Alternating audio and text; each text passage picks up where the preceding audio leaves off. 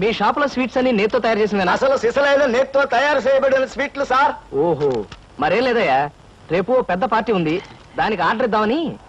ఏ shop అయితే better గా ఉంటుందా అని ఆలోచిస్తున్నాను. తినచూడండి సార్, మీకే తెలుస్తుంది. ఒరే ఒక స్వీట్ పెద్ద ఆర్డర్లకి కమిషన్ కూడా ఇస్తామండి. ఓహో, బ్రహ్మాండంగా ఉంది. ఇదిగో, నీకు ధనలక్ష్మి ఏజెన్సీస్ తెలుసా? ధనలక్ష్మి తెలుసండి. తెలుసా?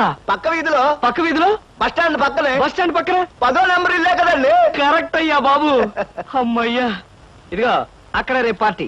కుర్రాడికి అడ్వాన్స్ ఇచ్చి పంపిస్తాను. 10 కేజీల స్వీట్ బ్రహ్మాండంగా ఉండాలి. 10 కేజీలు. ఓ మైసూర్ పాకు. ఈ మైసూర్ పాకు ఏంటి సార్? పాలకోవా కూడా తీసుకోండి. Thank you. స్వీట్ మాత్రం బ్రహ్మాండంగా ఉండాలి. చాలా బాగుండాలి. బాగా చేద్దాం. ఏమండి అడ్వాన్స్? ముక్క పీకడానికెందుకురా తొందర, చిందర వందరే.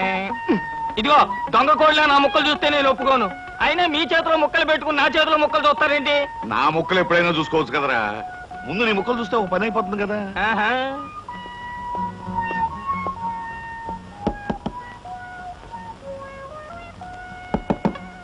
జోకర్లు బెదురుతాయి.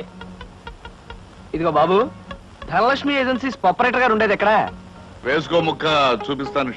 షో తర్వాత చూపించవచ్చు కానీ ప్రొపరేటర్ గారు ఎక్కడున్నారు చెప్పవయ్యా. ఇదిగో ముక్క ఖర్చేయండి. ఏం ఖర్చు చేయడం ఏమిటో. మీలాంటి చెత్త మనుషులు పెట్టుకున్న ప్రొపరేటర్ ఎవరో గానీ త్వరలో ఆఫీస్ మూసేసి అర్జెంట్ గా పేకాట క్లబ్ పెట్టుకుంటాడు బాబు. లాభం లేదు. Yes, Dhanalakshmi agencies proprietor Koteswararao speaking. అవునవునవును, మీకు సరుకు పంపించాలి. కాకపోతే సేల్స్ మెన్ ప్రాబ్లం వల్ల వెంటనే పంపించలేకపోయాను. అలాగే త్వరలోనే పంపిస్తాను. ఓకే సార్, ప్రొపరేటర్ గారు మీరా? ఈ అవతారం చూసి బండలో తరుకున్నాను, నన్ను క్షమించండి సార్. మన్నించండి, ఆట అయిపోయింది. వీరెవరు సార్? మీ అసిస్టెంట్ మేనేజరా? కాదయ్యా, వీడు నా ప్యూన్ గాడు. నేను ఇచ్చే జీతం డబ్బులు కాక కనీసం నా దగ్గర నెలకి ప్యాకెట్లో 200 రూపాయలైనా ఖర్చు చేస్తాడు. మీరు ప్రొపరేటర్ అయ్యుండి ఆఫ్టర్ ఆల్ ప్యూన్ తో ప్యాకెట్ ఏమిటి సార్? చూడవయ్యా, ఆఫీస్ టైమ్స్ అయిన తర్వాత ప్రొపరేటర్ ప్యూన్ అనే తేడా లేదయ్యా, అందరూ సమానమే. అవును, ఇంటర్వ్యూకి వచ్చినట్టున్నావు. నీ పేరేంటి? కృష్ణ సార్. ఇంటర్వ్యూ కని పొద్దుననగా బయలుదేరి ఇప్పటికి చేరుకున్నాను సార్. మీరేమీ అనుకోనంటే ఒక్క మాట అడుగుతాను సార్. ఇంటర్వ్యూ కని పిలిచిన అడ్రస్ లో గాంధీనగర్ పక్క, కమలా థియేటర్ వెనకాల, రాముల వారి గుడి ముందు అని అర్థం పర్థం లేని అడ్రస్ ఇచ్చారేమిటి సార్? చూడు కృష్ణ, నేను ఇవ్వాలనుకున్నది సేల్స్ మెన్ ఉద్యోగం. సేల్స్ మెన్ అనేవాడు ఊరుతా తిరగటం, ఎలాంటి అడ్రస్ అయినా పట్టుకోగలగటం మొదటి క్వాలిఫికేషన్. ఆ క్వాలిఫికేషన్ ఉన్నవాడే ఇక్కడికి రాగలడని అడ్రస్ అలా ఇచ్చాను. 8 మందికి గాను నువ్వు అక్కడ వచ్చావు కనుక ఫస్ట్ టెస్ట్ లో పాస్ అయినట్టే. Thank you sir, thank you very much. Second test ఏమిటి సార్? అచ్చు యంత్రాన్ని కనిపెట్టింది ఎవరయ్యా? అచ్చు యంత్రాన్ని జాన్ గ్యూటన్బర్గ్. కరెక్ట్. మొఘలాయి సామ్రాజ్యాన్ని స్థాపించింది ఎవరు? బాబరు. కరెక్ట్. జపాన్ కరెన్సీని ఏమంటారు? యన్. కరెక్ట్. సార్, మీరు అడిగిన ఒక్క ప్రశ్నకి నాకు సమాధానం తెలియదు. మీ ప్యూన్కి అన్నీ తెలుసు. నాకంటే అతనే బెటర్ అనుకుంటాను మీ సేల్స్ మెన్ ఉద్యోగానికి. నేను వేసిన అక్కర్లేని ప్రశ్నలకు జవాబులు తెలుసు కనుకే వీడు జవాన్ పోస్ట్ లో ఉన్నాడు. ఇలాంటి ప్రశ్నలకు జవాబులు తెలియకపోవడమే సేల్స్ మెన్ క్వాలిఫికేషన్. కనుక నువ్వు 2వ టెస్ట్ లో కూడా పాస్ అయ్యావు. ఇక 3వ క్వాలిఫికేషన్ ఏమిటంటే మన సరుకుల గురించి అబద్ధాలు చెప్పడం. ఏది? ఒక్క అబద్ధం గబుక్కుని చెప్పు. మీరు భలే అందంగా ఉంటారు సార్. అసలేవయ్యా, నా గురించి కాదు, నేను అడిగేది అబద్ధాన్ని గురించి. నేను ఇంత ముందు చెప్పింది అబద్ధమే sir. Correct. You are appointed as the sales men. రేపే వచ్చి డ్యూటీలో జాయిన్ గా. Thank you sir. ఏమయ్యా, మీ నలుగురు కలిసి ఈ నెలలో 6 డజన్ ఆర్డర్లైనా తీసుకోలేదు. ఎందుకు పనికొస్తారా మీరు? సోపులకు గానీ, పౌడర్లకు గానీ, పెర్ఫ్యూమ్స్ గానీ మీరు ఒక్క ఆర్డర్ కూడా తీసుకోలేదంటే నేను మీకు జీతం ఎందుకు ఇవ్వాలి? మీరు ఎందుకు తీసుకోవాలి? అదిగా సార్, ఎన్నో విధాలుగా ప్రయత్నం చేశాం కానీ కారణాలు సంజాషులు కాదు నాకు కావాల్సింది, పని జరగడం కావాలి. Good morning sir. Good morning. కొత్తగా ప్రకాష్ నగర్ లో 4 ఆర్డర్లు, శ్రీరామ్ నగర్ నుంచి 15 ఆర్డర్లు తీసుకొచ్చాను. వాళ్ళ మన సరుకు వెంటనే కావాలని చిందులు తొక్కుతున్నారు. మనం గనక ఆలస్యం చేస్తే మన ఆఫీస్ మీద పడి అల్లరి చేసే అవకాశం ఉంది. గుడ్. సేల్స్ మెన్ అంటే అలా ఉండాలి. జాబ్ ఎలా చేయాలో మీకు తెలియకపోతే కృష్ణ దగ్గర శిష్యారకం చేయండి. అయ్యా వెళ్ళండి. సార్, ఇంతవరకు మన వాళ్ళు ఎవరు నెహ్రూ నగర్ ఏరియా టచ్ చేసినట్లేదు. ఇవాళ అటువైపు దండయాత్ర చేద్దామని చూస్తున్నారు. Very good. అది సరే కృష్ణ, మన వాళ్ళు ఎవరు కాళ్ళు గడ్డాలు పుచ్చుకుపతి వల్ల ఒక్క ఆట కూడా తెలియపోతున్నారు. మరి నువ్వేమో నెలకు 30-40 ఆటలు తీసుకొస్తున్నావు. ఏమిటయ్యా నీ టెక్నిక్? నా టెక్నిక్ మాటల్లో చెప్పేది కాదు సార్. ఓరి సౌజ్ఞలో చెప్తావా? అది కాదు సార్, నేను కస్టమర్స్ తో డీల్ చేస్తున్నప్పుడు మీరు కళ్ళారా చూస్తే మీకే తెలుస్తుంది. అయితే నేను కూడా ఇవాళ నీతో పాటు వస్తానయ్యా. మీరు కూడా నాతో పాటు రావచ్చు. కాకపోతే మీరు ఇలా సూటు బూటు వేసుకుని ప్రొపరేటర్ లా నా వెంట వచ్చారనుకోండి, వీడు సన్నా సేల్స్ మెన్ రా, వీడి వల్ల కాక ప్రొపరేటర్ వెంటేసుకు తిరుగుతున్నాడని మన ప్రోడక్ట్ ని అనుమానించే అవకాశం ఉంది. అమ్మో, మరైతే ఎలాగయ్యా రావటం? మీరేమీ అనుకోకపోతే నా వెంట మీరు రావడానికి ఓ మహత్తరమైన ఐడియా చెప్తాను. ఏమిటయ్యా అది? Come in. Good morning sir. Good morning. Potharaju,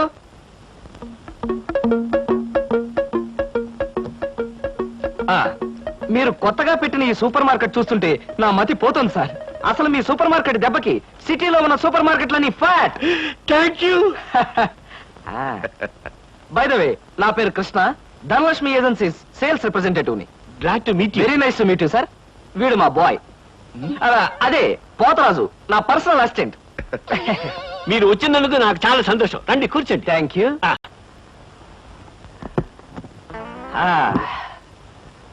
Potharaju, boys కూర్చోకూడదు కదా.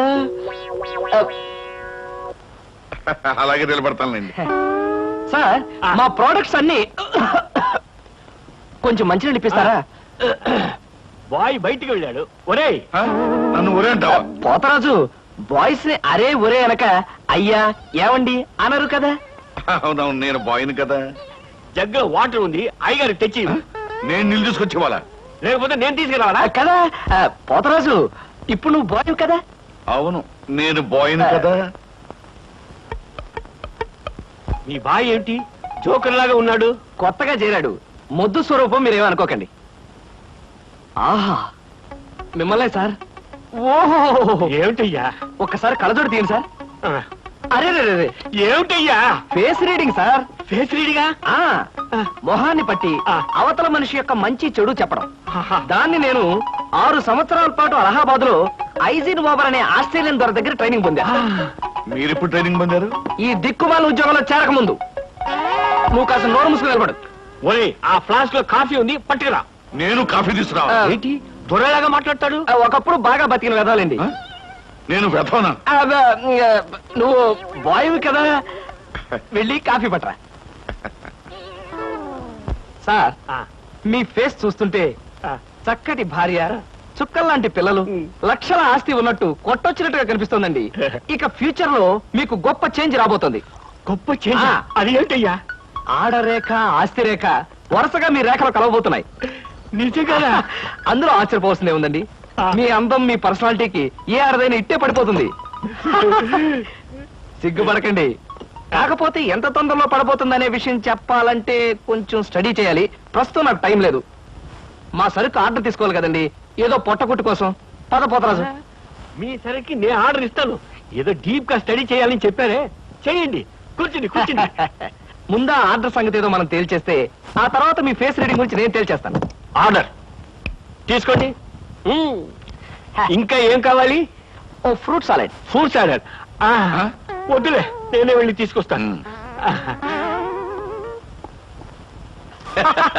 థ్యాంక్స్ రా.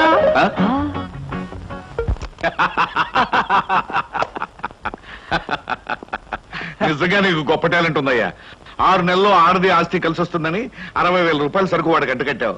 అవును, అసలు నీకు ఫేస్ రీడింగ్ ఏమన్నా తెలుసా? ఫేస్ రీడింగ్ లేదు, మీటర్ రీడింగ్ లేదు సార్. ఆ మాట ఎక్కడో చదివినట్టుగా గుర్తు. ఏ మనిషికైనా ఆస్తి అమ్మాయి అప్పనంగా కలిసి వస్తుందంటే సంబరంగానే ఉంటుందిగా. ఆ వీక్నెస్ పాయింట్ పట్టుకుని వాడి చిత్త కొట్టేశా. నాతో ప్యూర్ వేషం వేయించితే వేయించావు కానీ మహత్తరమైన నీ టాలెంట్ కనిపెట్టే అవకాశం కలగజేసావయ్యా. సరే కూర్చో. పర్వాలేదు సార్. పర్లేదు, కూర్చోవయ్యా. ఇంతకాలం నువ్వు నా దగ్గర పనిచేస్తున్నా మీ కుటుంబ వ్యవహారాలు ఏమి తెలుసుకోలేదు. అసలు మీ వాళ్ళు ఎవరైనా ఉన్నారా? ఏమిటి మీ కుటుంబ పరిస్థితి? సాధారణంగా మా కుటుంబ విషయాలు చెప్పి ఎదుటి వారికి తలనొప్పి తెప్పించడం నాకు ఇష్టం లేదు. ఓనీ తలనొప్పి తెప్పించకుండా క్లుప్తంగా చెప్పబోయా. అంత అభిమానంగా అడుగుతున్నారు కాబట్టి చెప్తున్నాను. నేను కాకుండా మా ఇంట్లో ఉన్న వ్యక్తులు 3. మా అమ్మ దైవభక్తి, ఎదుటి వాళ్ళ మీద అభిమానం, ఆప్యాయత కలిగిన దేవత లాంటి మనిషి. ఇకపోతే మా నాన్నగారు క్రితం జన్మలో తను త్యాగరాజు, తాన్సేన్ లాంటి గొప్ప సంగీత విద్వాంసుడని ఆయన ఉద్దేశం. తన రాగాలతో ప్రజలందరికీ రోగాలు తెప్పిస్తూ, తన ఆలాపంతో ప్రజలందరినీ హాహాకారాలు చేస్తుంటే పేటలో ఉన్న వాళ్ళందరూ గొంతు పిసిగేస్తామని వాళ్ళ నిర్ణయం తెలియజేశారు. దాంతో భయపడిపోయి ఆయన బాత్రూమ్ లోనే పాడుకోవడం హాబీగా పెట్టుకున్నారు. ఆ సుగుణమే కాకుండా పేకాట పిచ్చి కూడా ఉంది. పని పాట లేని వాళ్ళందరితో చేరి పేకాట్లో ఎప్పుడు ఓడిపోవడమే కాకుండా అప్పుడప్పుడు తన బట్టలు కూడా తాకట్టు పెట్టేస్తుంటారు.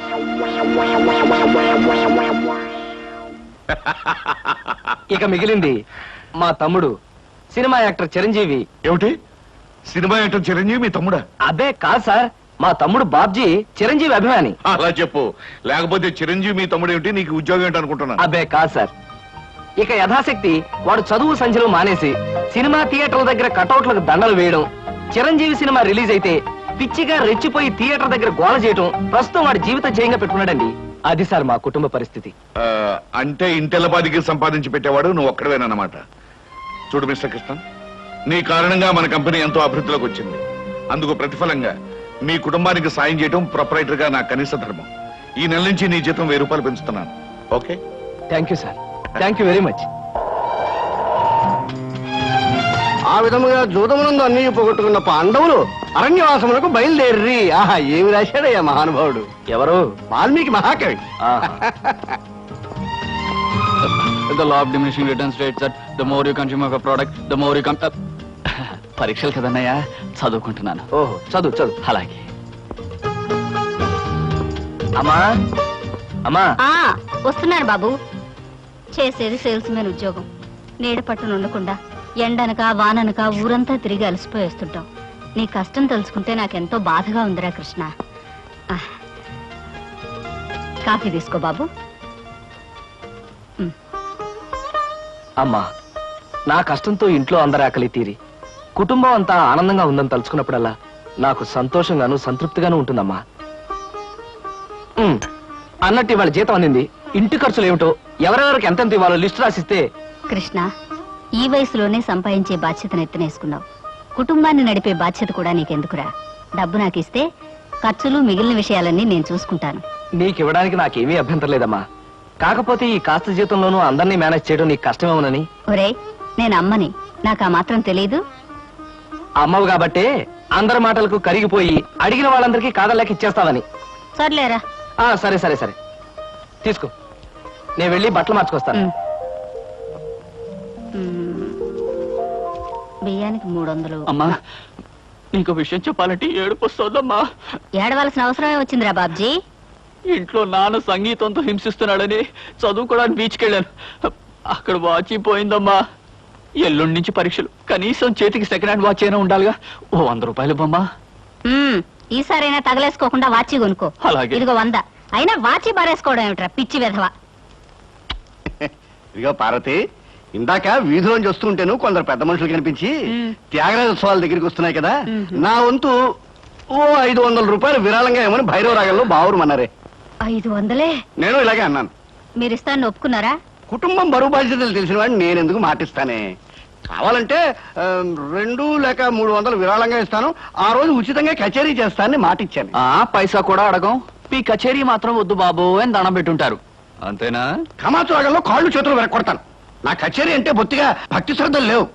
ఆఖరి మాటగా 200 రూపాయలు విరాళంగా ఇస్తాను అన్నానే. ఇవ్వకపోతే బాగుండదు, ఆ తర్వాత నీ ఇష్టం. త్యాగరాజ స్వామి నిన్ను ఆశీర్వదిస్తాడు. 3, 4, 5. పాలకు డబ్బులండి. అమ్మగారు పచారీ సామాన్ డబ్బులండి. అమ్మగారు నా జీతం అండి. అమ్మగారు పాలకు డబ్బులండి. అమ్మగారు పచారీ సామాన్ డబ్బులండి.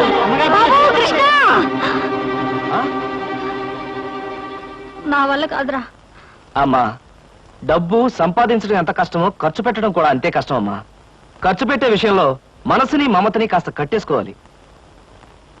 రే బాబ్జీ, బాబ్జీ, ఏంటన్నయ్యా? నీకు 100 రూపాయలు ఎందురా? Watch beach.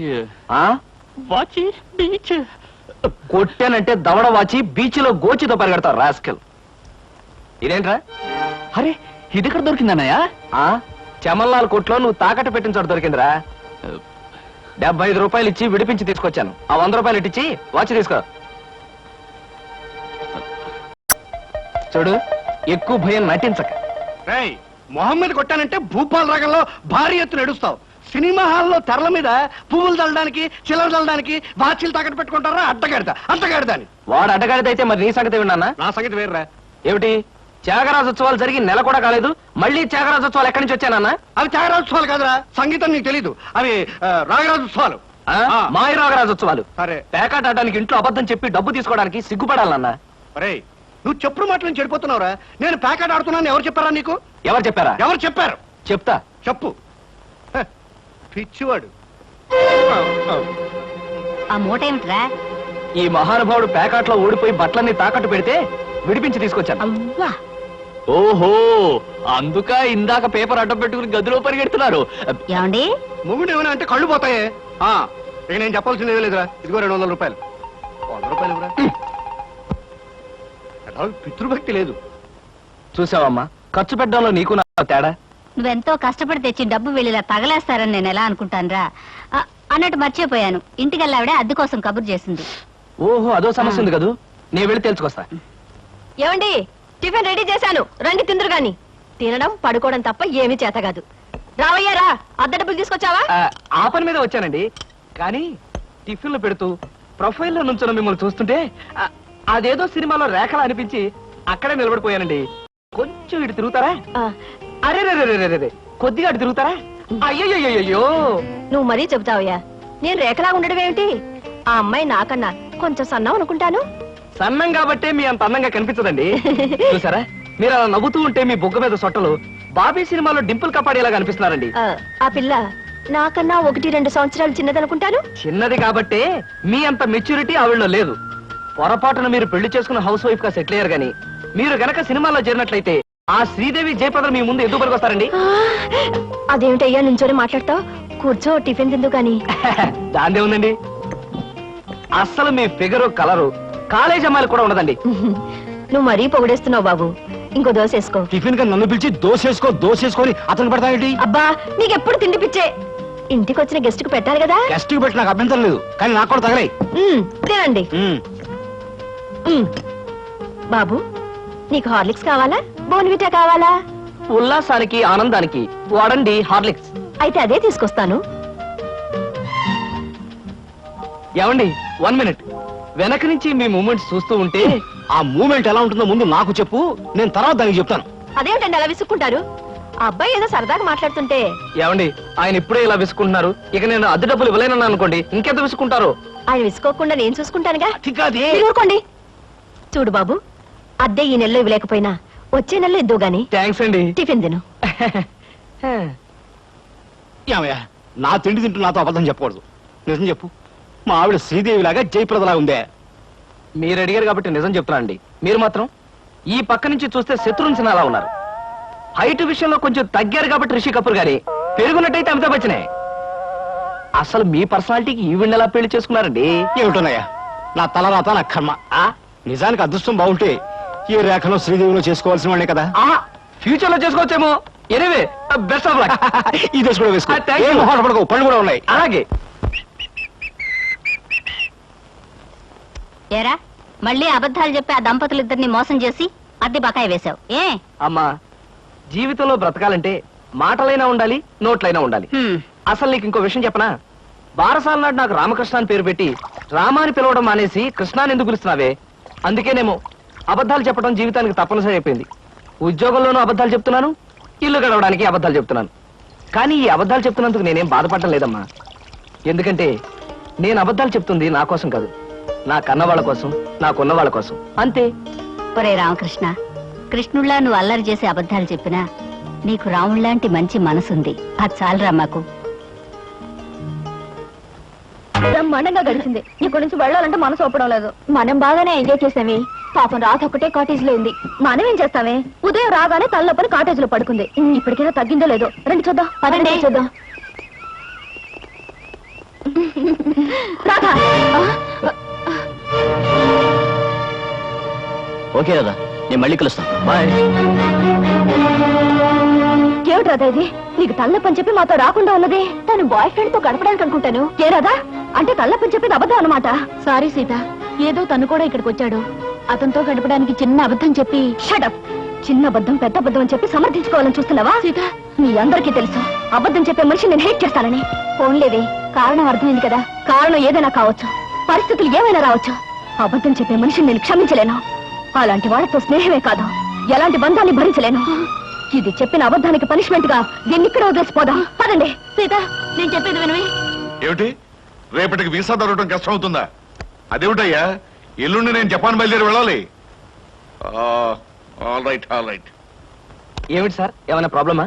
అదేనయ్యా, కొత్తగా మనం స్టార్ట్ చేయబోయే ఫ్యాక్టరీ మెషినరీ విషయంలో ఎల్లుండికి నేను జపాన్ ట్రిప్ పెట్టుకున్నాను. రేపటికల్లా వీసా దొరకడం కష్టమని ఆ ట్రావెలింగ్ ఏజెంట్ ఒకటే గొడవ. ఏం చేయాలో అర్థం కావట్లేదు. ఆ మాత్రం దానికి అలా వర్రీ అయిపోతారు ఎందుకు సార్? 5 నిమిషాల్లో మీ వీసా సంగతి నేను తెలిచేస్తానుగా. Please follow this file. Okay.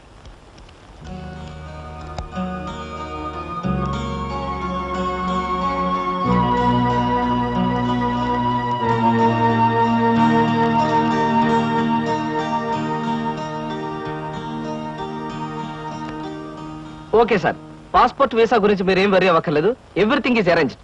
My god, ఈ కాసేపట్లో ఈ సమస్యను ఎలా పరిష్కరించావయ్యా? ఏముంది సార్, టూరిజం మినిస్టర్ గారి మేనల్లుడు ఎప్పటి నుంచో మన కంపెనీ ఏజెన్సీ అడుగుతున్నాడు. ఈ విషయం చెప్పి కొంచెం దువ్వాను, పని అయిపోయింది. కృష్ణ, నీలాంటి వాడు ఒక్కడుంటే చాలయ్యా. కోట్లు పెట్టుబడి పెట్టిన వ్యాపారమైనా కళ్ళు ముసుగు చేయొచ్చు. బై ఈ ట్రిప్ ముగించుకొచ్చేసరికి నాకు 4 రోజులు పడుతుంది. ఈ లోపుగా బిజినెస్ వ్యవహారాలు, ఆఫీస్ వ్యవహారాలు నువ్వే చూసుకో. చెక్కుల మీద సంతకాలు పెట్టాను. ఆఫీస్ ఖర్చులకు ఎంత కావాలో అంత డ్రా చేసుకో. అలాగే sir. Wish you happy and successful trip. Thank you very much.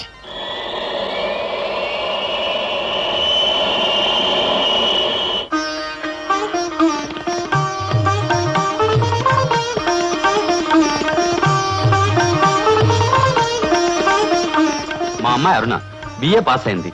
ఇంటి పని వంట పని అంతా చేత ఉంది. ఏది చేతనైనా ఏది చేత కాకపోయినా మా అబ్బాయి ఇష్టపడ్డమే ముఖ్యమండి. మా అబ్బాయికి నచ్చితే ఆ పిల్ల ఆడపిల్ల అయినా సరే, లేక ఆడ గాడిద పిల్ల అయినా సరే ఇచ్చి పెళ్లి చేసేస్తాను. అబ్బాయి ప్రశ్నలే. మీకు పాటలు ఏమైనా వచ్చా? వచ్చండి. డాన్స్? రాదండి. రసగుల్లా చేయడం వచ్చా? అవంటే నాకు మహా ఇష్టం అండి, అందుకనే అడుగుతున్నాడు. సరిగ్గా చేయటం రాదండి, నేర్చుకుంటాను. చూడండి పెళ్లికొడుకు గారు, మా స్నేహితురాల్ని మీరు ప్రశ్నలు అడిగారు, మరి దాని తరపున నేను మిమ్మల్ని కొన్ని ప్రశ్నలు అడగొచ్చా? మధ్యలో ఈ పిల్ల ఎవరు ప్రశ్నలు అడగడానికి? నేనెవరైతే ఏమిటండి, మీ అబ్బాయి ప్రశ్నలు అడగడంలో తప్పు లేనప్పుడు అమ్మాయి తరపున నేను అడగడంలో తప్పేమిటి? అడగనే నాన్న, నాకేమన్నా భయమా? అవునవును, మనకేం భయం, అడుగు. మా అరుణకి పాట డాన్స్ వచ్చా అని అడిగారు. మరి పెళ్ళయ్యాక ఆమె చేత మ్యూజికల్ నైట్స్, డాన్స్ ప్రోగ్రామ్స్ అలాంటివి ఏమైనా పెట్టిస్తారా? అదేం పెట్టించకపోతే అడగకూడదా? మరేం కాదు, మీకొచ్చే జీతానికి భారీ ఎత్తున పెద్ద థియేటర్లు బుక్ చేసి దాని చేత ప్రోగ్రామ్స్ ఇప్పించలేరు కదా అని అలా అడిగాను, అంతే. అవును, నీ కరాటే వచ్చా? రాదు, నేర్చుకోను కూడా. మీరు క్రికెట్ ఆడతారా? ఆడను, కావాలంటే చూస్తాను. రేపు పెళ్ళాన్ని ఎవరైనా ఏడిపిస్తుంటే రక్షించుకోవడానికి కరాటే గాని, పెళ్ళా సరదాగా చూడాలంటే ఆడడానికి క్రికెట్ కూడా రాదు. ఏమిటండి ఈ పిల్ల ఎవరినో తీసుకొచ్చి అర్థం లేని ప్రశ్నలు అడిగిస్తున్నారు? ఇవి అర్థం లేని ప్రశ్నలు కావు, మీరు అర్థం చేసుకోలేని ప్రశ్నలు. పశువులు సంతలోకి వచ్చినట్టు పెళ్లి చూపుల పేరుతో పెళ్లి కూతురు ఇంటికొచ్చి తలా తోకాలేని ప్రశ్నలు వేసి ఆ పిల్లలు బాధ పెట్టి ఆ తర్వాత తీర్పిచ్చే జడ్జి గారులాగా మీరు జడ్జిమెంట్ ఇవ్వడం సాంప్రదాయం కావచ్చేమో గాని సంస్కారం మాత్రం కాదు. అమ్మా సీత, ఊరుకోమా. ఎందుకు ఊరుకోవాలి బాబాయ్ గారు? మన అమ్మాయి ఎలాంటిదని వాళ్ళు తెలుసుకోవడానికి ప్రయత్నించినప్పుడు వాళ్ళ అబ్బాయి ఎలాంటి వాడో తెలుసుకోవడానికి మనం ఎందుకు ప్రయత్నించకూడదు? అమ్మమ్మమ్మమ్మమ్మ, నీలాంటి పిల్ల ఈ పిల్లకి స్నేహితురాలంటే ఈ అరుడు కూడా ఆటం బాంబు రావడన్నమాట. ఈ పిల్లను పెళ్లి చేసుకున్న మరుక్షణం నా కొడుకు మతిస్థిమతు లేకుండా రోడ్ నెంబర్ తిరగాలి, వాడి వెంట నేను తిరగాలి. చూడండి పెద్దవారు, మీకు ప్రత్యేకంగా చెప్పక్కర్లేదనుకుంటాను. ఆడదంటే అమ్మకానుకున్న ఆట వస్తువు అనుకోకండి. వచ్చి చూసి పరీక్షించి పరిశీలించి మీ ఇష్టాయిష్టాలు చెబితే తలదించుకోవడానికి ఈ కాలపు ఏ ఆడపిల్ల సిద్ధంగా ఉండదని గుర్తుంచుకోండి.